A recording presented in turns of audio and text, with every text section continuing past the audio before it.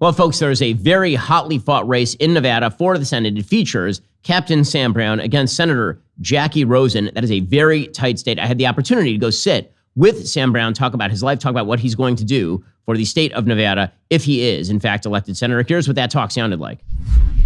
All right. Well, thank you all for being here today. And a big thank you to Ben Shapiro for coming out to rally with us.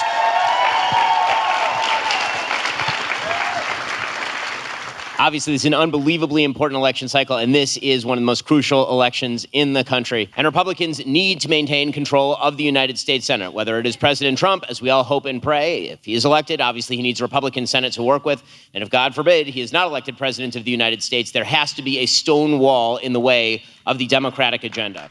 Sam, it's a pleasure to come out here with you. I know today's a really important day for you. It's actually the book release for you, but more importantly, the book is about what day it is. A live day for you. Maybe you can talk a little bit about that for people who don't know. Thanks. It's probably the most important day every year for me because of the significance of it. And today is my 16th Alive Day. For those who are like, Sam, what's an Alive Day? It's basically, it's the day I was blown up in Afghanistan. And essentially what happened, Ben, is as I was blown up in that vehicle and I was lit on fire from the diesel fuel, there was a point where right before that, I was a 24-year-old young man, as fit as could be, a West Point graduate, a Ranger School graduate, leading troops professionally on top of the world. And in that very next moment, I realized that I was nothing apart from God and his mercy on my life.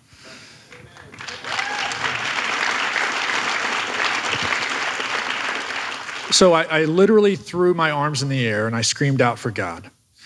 And the important thing that happened that day, as I was laying there trying to scoop dirt on top of myself, trying to fight the flames, and I realized I couldn't put them out, I had these three thoughts go through my mind. How long is it going to take to burn to death? What's the transition from this life to the next going to be like? And I made the conscious decision to give up the will to live. And in that very next moment, after I've released my life into eternity, and was looking forward to the relief from the pain, I heard the voice of one of my soldiers. And he said, "Sir, I've got you." That was the spark of hope. At a place where I'd given up all hope of life. And then I felt him rushing over the top of me and scooping dirt on top of me. And it was his actions coupled with his words that gave me the hope to hang on. And I knew I was going to survive, and I knew that I was going to survive for a reason. And before I even left the battlefield on a helicopter, I had this impression in my heart, a new life motto: the life I live is not my own. And I've lived that as best I can over these last 16 years. And yes, today, on the anniversary of my Alive Day, Amy and I wrote this book together, Alive Day, by Captain Sam Brown with Amy Brown, who I just want to thank for being here, being a part of my life, for being a major part of my recovery. We've been married for 15 years and we have 3 incredible children. And I just wanted to gift this to you on today, and an appreciation for you being here and everything that you have done. And I hope that in some way it encourages you to just keep pushing, and that it may be an encouragement to others as well. I mean, obviously, it is a miracle, and the story of your relationship too, because what this has led to is not only obviously God saving you, but also he has a purpose for you. He does, not just obviously with your wife, with your family, but I think politically. I mean, you have something to say, you have something important to do. Can you talk a little bit about what the recovery process was like? Because you said before, that we were talking backstage, that you spent 3 years effectively campaigning at this point, because you ran in a primary and then you ran again. But that's nothing compared to obviously what you had to go through in the 3 years of everything that you had to go through in the aftermath of the IED.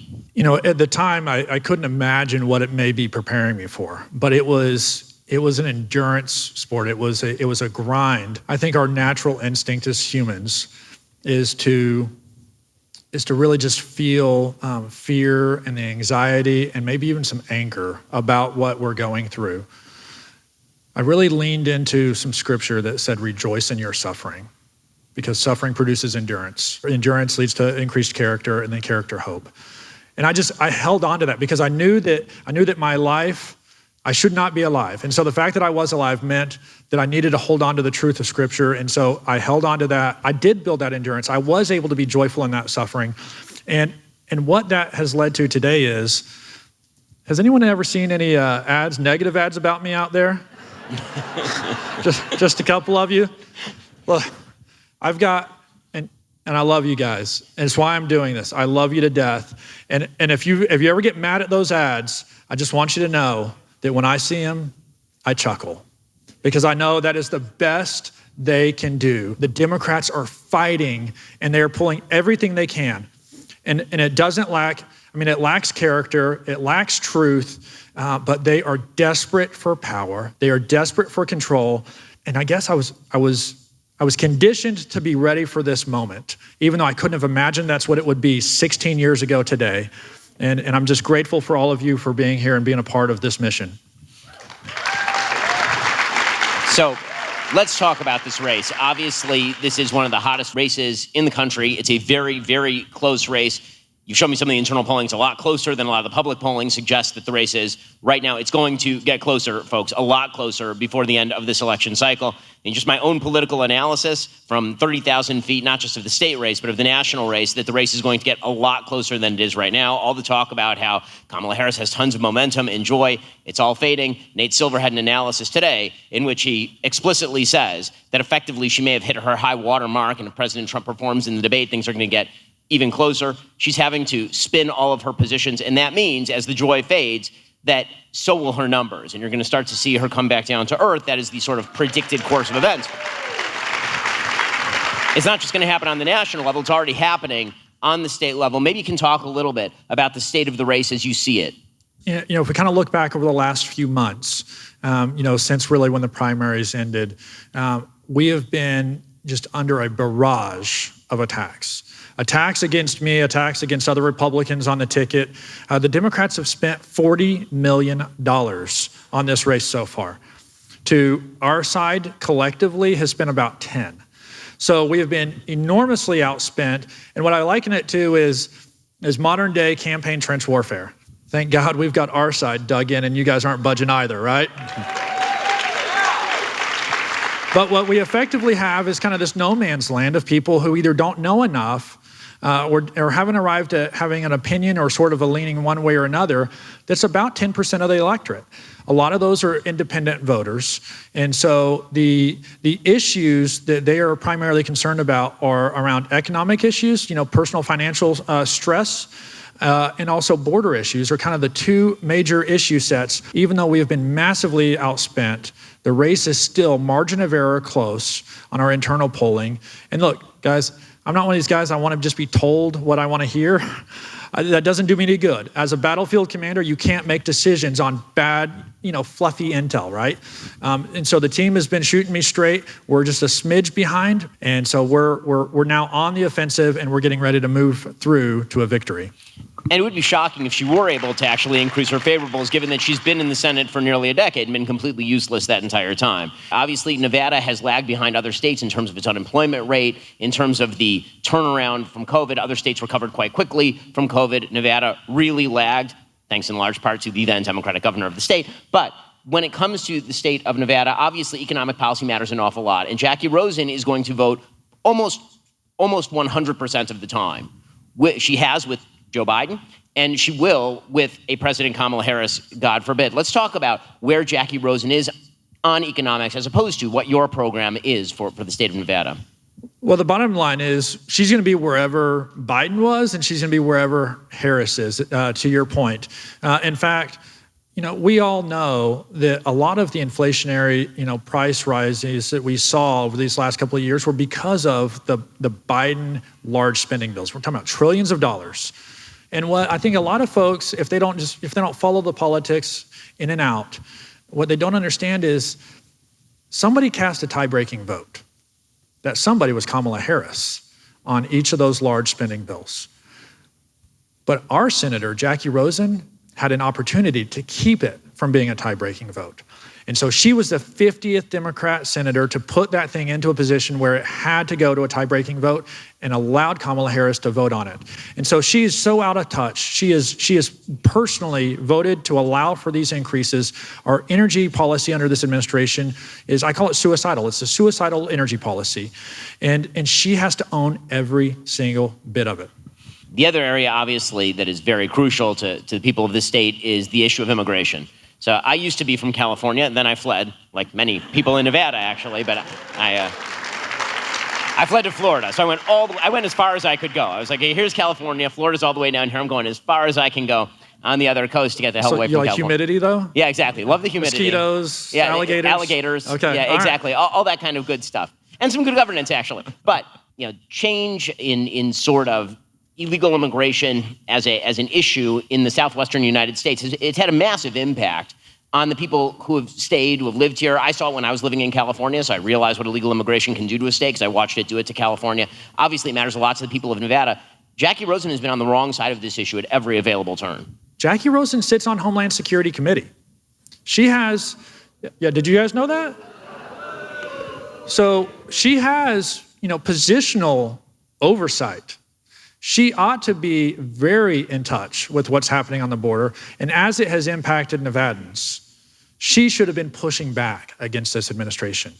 A leader or a representative of we the people should represent our concerns and our solutions. And rather than doing that, rather than representing our issues and concerns back to her party in DC, no.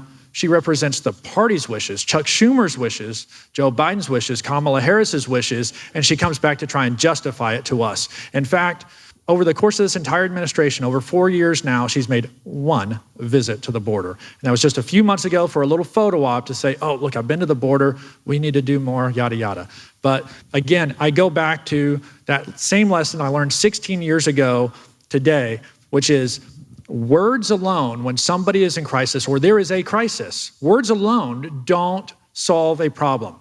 It does not give hope. You have to have action, and Jackie Rosen has failed to act, regardless of what she said, time and time again. Well, it's clear that Jackie Rosen answers to the Democratic Party elite. I mean, that's where she's raising her money. She's raising her money largely from New York and California, as opposed to in-state here in Nevada, which means that she's answerable to the Democratic Party elite on pretty much every score. And even the areas where she supposedly is a moderate, she is not, in fact, a moderate, because in the end, she is going to side with the leaders of the Democratic Party. I see that you're wearing a pin over there. When it comes to foreign policy, Jackie Rosen has made herself out to be more hawkish than the sort of typical Democrat has been. That has not been the case with this Democratic Party. This Democratic Party has been incredibly weak when it comes to foreign policy as a general matter.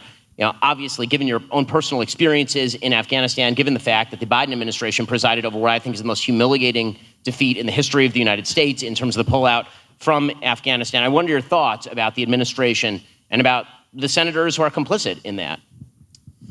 Yeah, I think you hit a really important point there. The senators that were complicit in that, because this administration has had failed foreign policy from day one. I think we've got to consider our border policy part of foreign policy at this point. And when Joe Biden went into the White House, literally after coming off the steps of the Capitol and started signing executive orders attacking our border policy, that just started a domino of other things.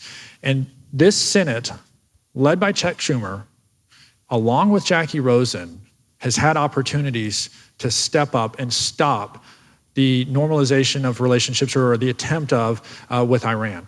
The literal sending of billions of dollars to Iran, the lifting of sanctions against Iran that has funded more terror than probably anything else over decades. And she wants to talk about how, we need to do more.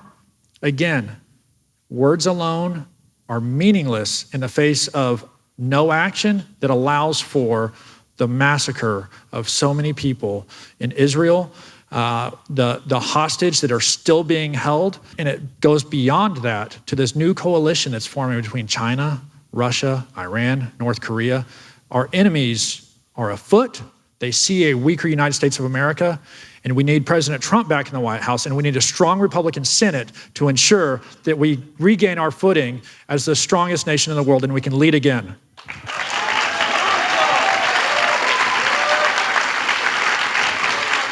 So I wanted to ask you about this from sort of both sides of the possible aisle. So let's say that, God willing, Donald Trump wins re-election, as I think we all hope and pray that he should. What are the first priorities for you as a senator working with President Trump to accomplish?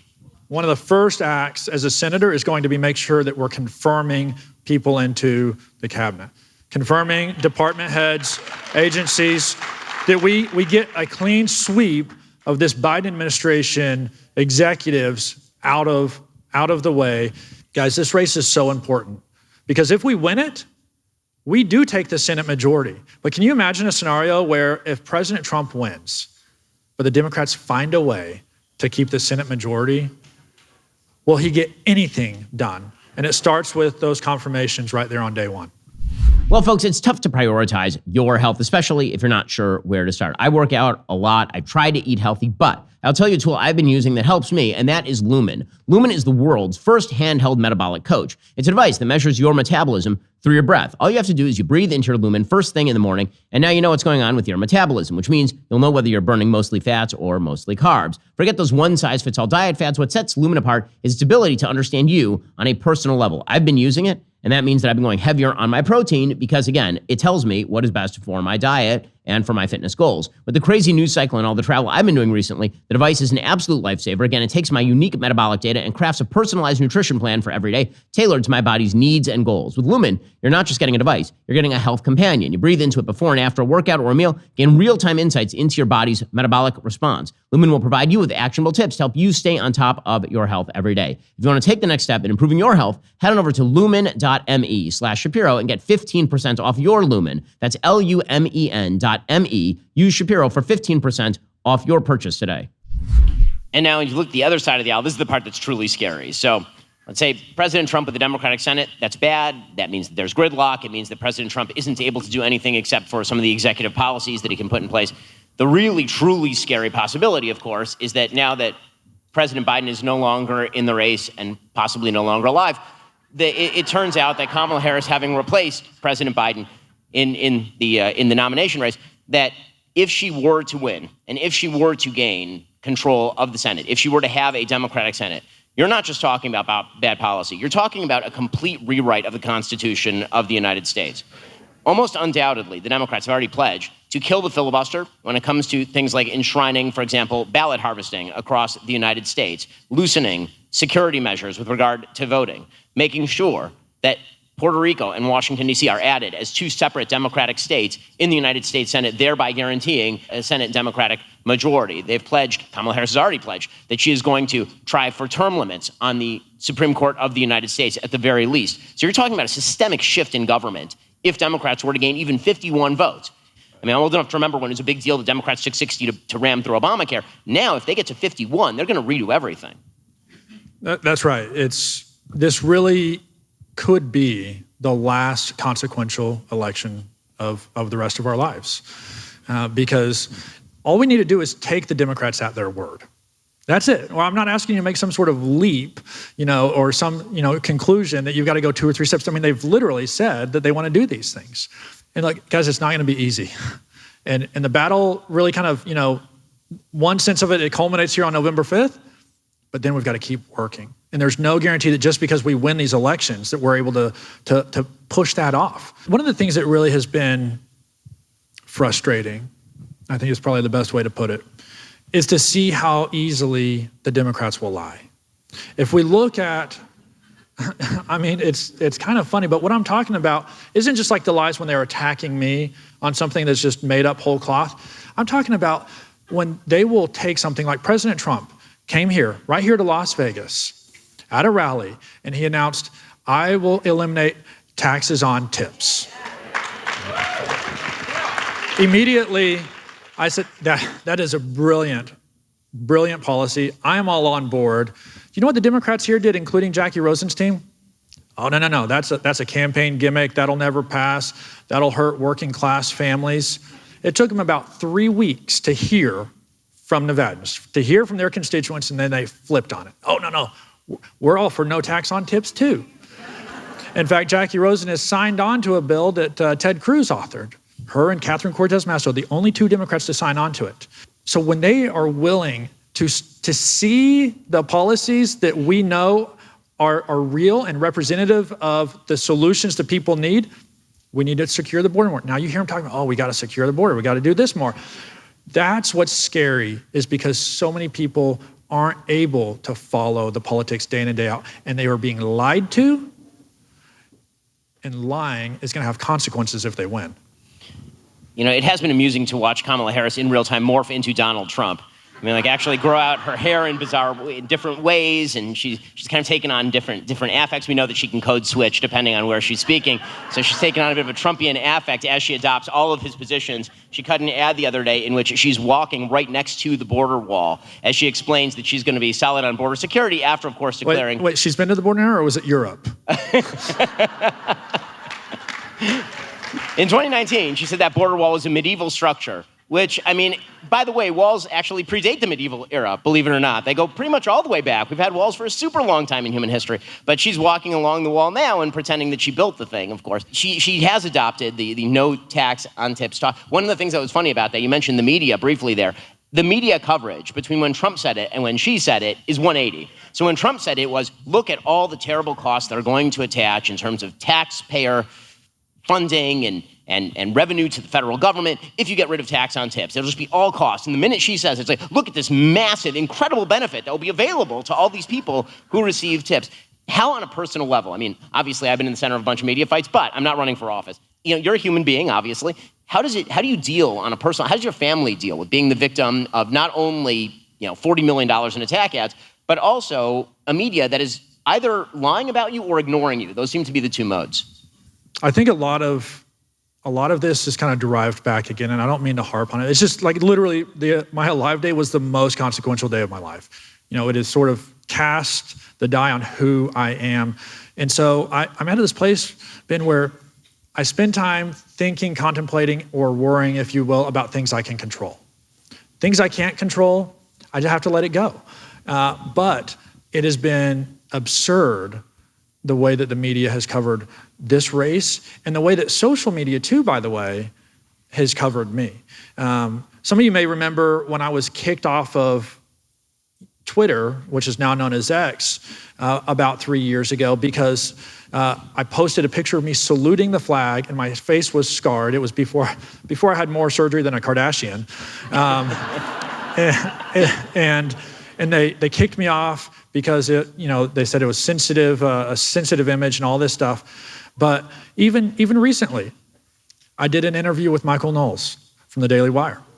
Did anyone see that interview? Only a couple of you. It's okay. Tepid applause for Michael Knowles is totally on par. Here's the amazing thing.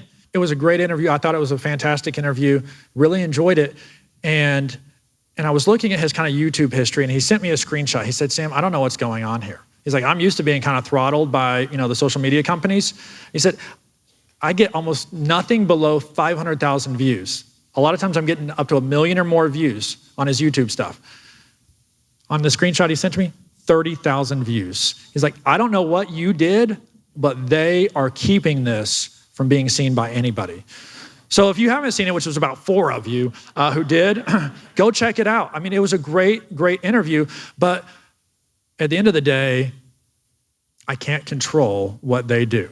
Now, I do think when I become a senator, maybe someone ought to start asking some questions, and we start to dig into a little bit about what these social media companies are doing. It is very weird how the errors in Alexa or at YouTube, they always cut one way. Right? It's always an accident. That's what you hear from the companies afterward. Well, we didn't mean for it to happen. But the accident is never Alexa explaining why Donald Trump should be elected, right? It's always the accident explaining why Kamala Harris should be elected. And oversight is going to be a key function when you're in the United States Senate. I mean, there's so many perverse relationships that exist between the Democratic Party, people in government, and, for example, social media. One of the things that we've seen as a company, again, that's sort of throttling. We do see that all the time. We have to constantly censor ourselves on issues as simple as, for example, describing geography.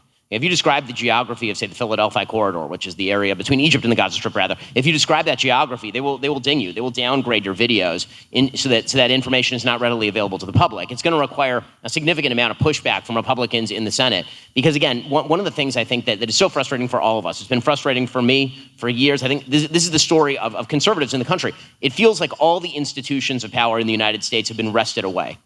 And that's what it feels like. And it feels like the only way to regain power is going to be to reinvigorate those institutions with some form of conservatism, starting with the United States Senate. But that requires people who actually understand things like business. I want to ask you, you obviously were in the business world. So what are some of the lessons from the business world that you're going to bring to the job that, say, Jackie Rosen will not?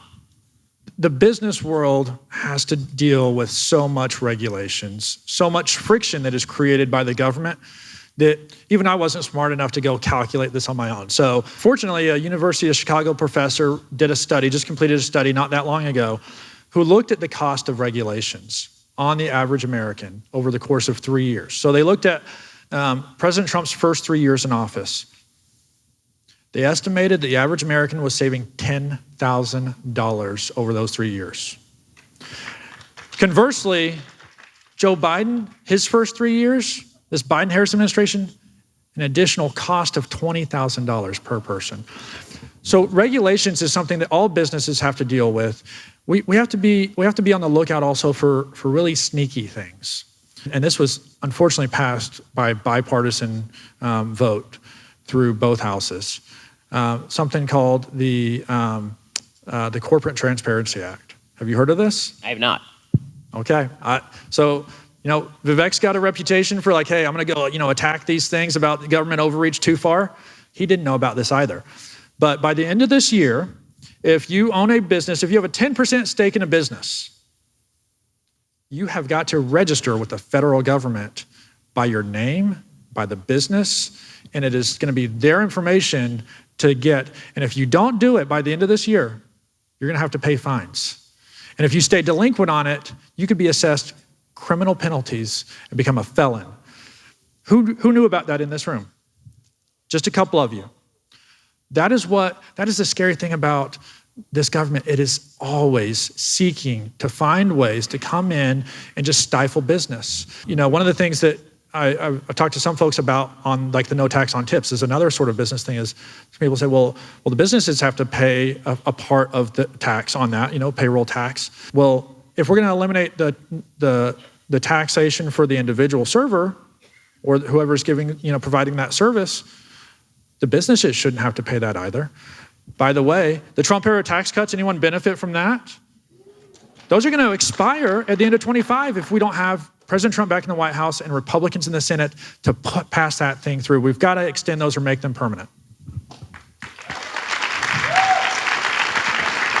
The economic proposals, obviously, that have been put forward, or at least floated. I won't say put forward because Kamala Harris hasn't actually put forward any positions, right? It's been all vibes and joy. She's had her campaign float a bunch of trial balloons, and then, like a Chinese spy balloon, every so often they're shot down late, belatedly, and then they just put up another trial balloon. But I mean, some of the trial balloons that she's put up, like a 25% tax on unearned capital gains, is a complete economy destroyer. I mean, for folks who don't understand how insane that is, that's the equivalent of, it's for people who have supposedly over $100 million in assets, but the problem is there's no way to really evaluate, for instance, private assets. If you own a private company, how much is the company actually worth when the company's never been on the market? But the easiest way to sort of understand it on an individual level is you buy a house, you don't sell the house, they just tax you on the upside of the house since you bought the house every year based on the upside of the house. I mean, that's effectively what she's attempting to do, but for businesses, and she has claimed that this is a great idea. I mean, again, these are people who have never run a business, they've never had to do anything in the business world, they've never had to make payroll, they've never had to ensure that their workers get their paycheck, they've never had to do any of those things, and so it's very easy for them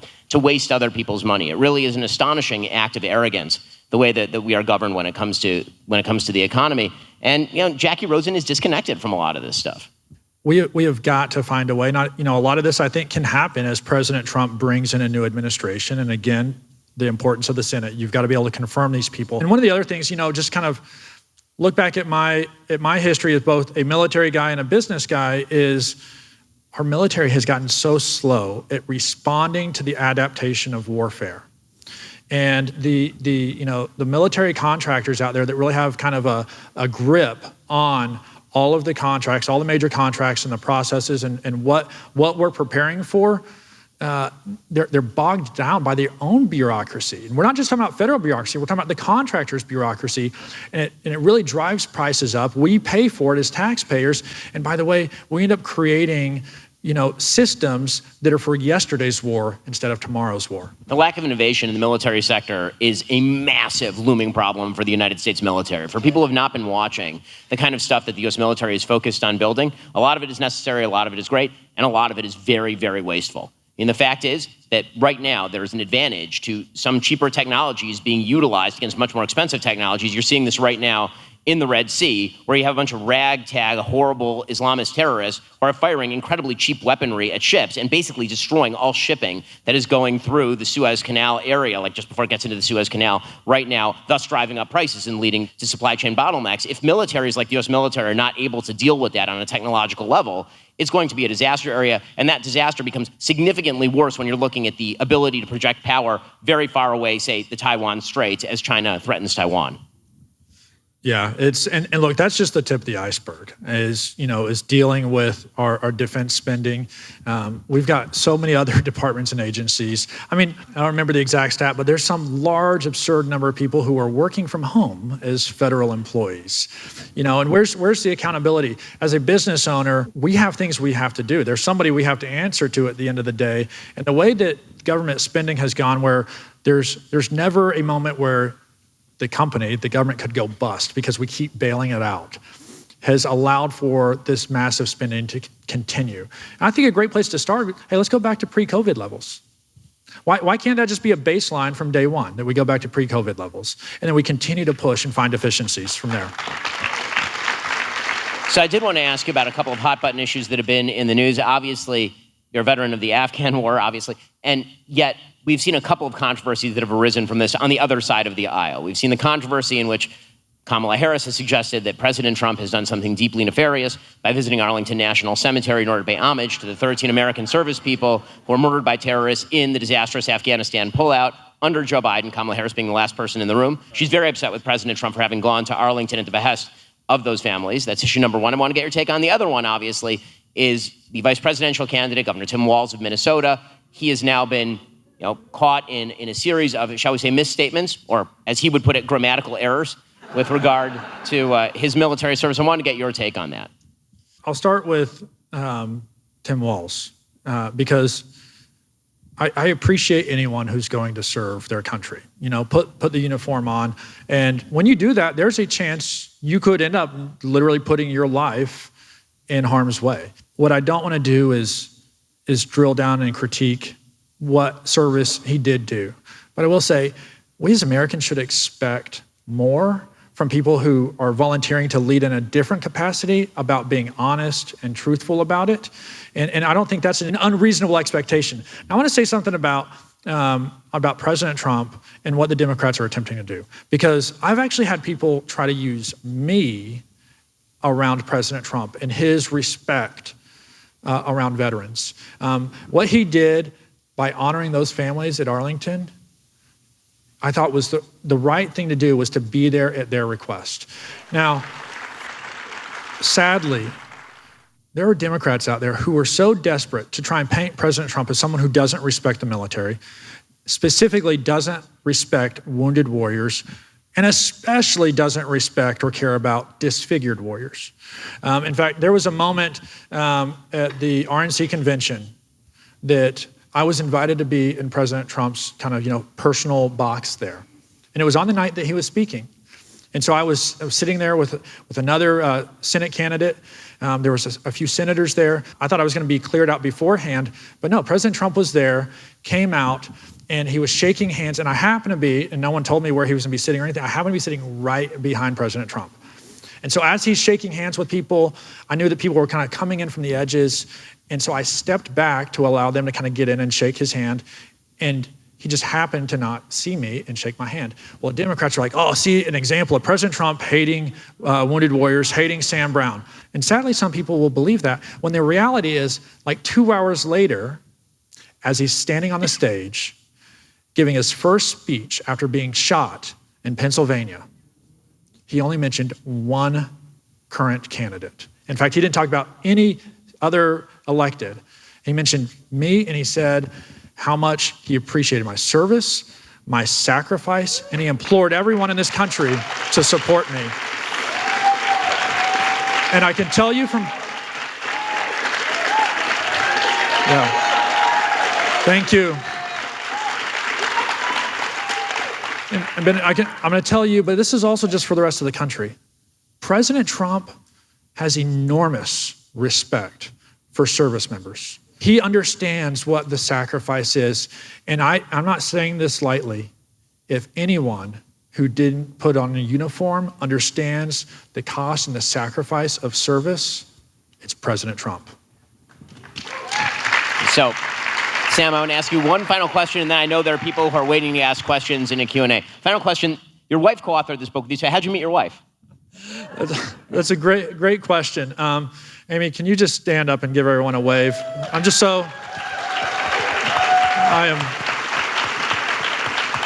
am so blessed we were able to meet. And so as I got medevaced back to San Antonio, Texas, I was at Brooke Army Medical Center. That's where the Department of Defense burn unit is at. Anyone from all over the world that has a bad enough burn converges there from the military. She met me before I met her. She worked in the ICU as the burn unit dietitian. And Amy was a first lieutenant in the Army at the time. And so as I was intubated, I was wrapped up, I looked like a mummy. I mean, literally from head to toe. And unconscious, she was part of the care team that was taking care of me. And so by the time I kind of came to and was able to sort of interact with people around, she was now working in the background. And I had no idea who she was for several months. And when I finally got a chance to meet her, I was just, stunned with her smile. She just exuded enthusiasm and joy. And Ben, I talked about the struggle of recovery. There was only one thing that really kind of broke my heart and made me sad, and I didn't know how I was going to deal with it. And it was the disfigurement of my face. I kind of joke, I've had more surgery than a Kardashian, and I look a lot better now than I did then. But what that translated into was, I thought as a 24-year-old man, now they're 25 by the time, by that point, someone who was watching my professional career go up in smoke, quite literally and figuratively, that I wanted to be a husband one day. I wanted to be a dad one day, and I could not reconcile to myself, if I was being honest and I looked in the mirror, how would anyone see past these scars and love this man? And Amy Brown saw through the scars, and she loved this man. And she was with me for that entire recovery period. And she even deployed to Iraq herself in service to this country as well. And I'm just so proud for Amy to be my wife, for us to be partners in this campaign. And yes, for those Amy fans out there, Amy wrote a chapter of this book about her life and how we came together, and that's why she's a co-author on it. And I just thank you for noting that, Ben. It's very frequently said that this is the most important election of our lifetime. And I've lived through a few that actually are not the most important election of my lifetime. And some of the ones that I think are really important are ones that people seem not to care about. This is, in fact, the most important election of our lifetime, because if the Republicans do not take the Senate, when I say this election, I don't actually mean the presidential. I mean this Senate election. Okay, Senate elections like it around the country, the swing state Senate elections. These are the most important elections happening in the country. Even more important than the presidential because they're 6 years long. Okay, they are the bulwark against the radicalism of a Democratic Party that is on the war path to destroy the fundamental institutions of the country and to set in place a radical path that is going to lead to a darker future for the country. I think the wonderful thing about Sam, he's a candidate who really does have hope based in some of the worst things that can happen to a human being in his life. And yet he's turned that into a hopeful vision for the future. I know that Sam believes in the country in a deep and profound way. I don't have to speak for him. You've seen it yourself. The fact is that if we don't do all that we can do, then the country will go down the wrong path. But if we do all that we can do, then the hope is going to continue to rise to the surface and into the future. Thank you so much. Thank you, Ben. Thank you all. I just want you to know that this is not my campaign. This is our campaign. This is not my mission. This is our mission. This is not my country that I served and sacrificed for. This is our country that we will all serve and sacrifice for. And so I invite you to vote for me if you can, to get involved where you can. There's organizations across this state that you can get involved in if you can't plug into the Senate campaign right here. And just know that we're all here, just like I learned on my Alive Day, we are all here for a reason and a purpose. And if you need any more motivation than the Democrats and Kamala Harris and Jackie Rosen have given us right now, then come find me. Go read my book. Go on Amazon and find Alive Day and read it, and you will be inspired and share that hope and share that joy. Yes, we'll use the Democrat word. Share your joy with the world, and let's change it. Thank you all.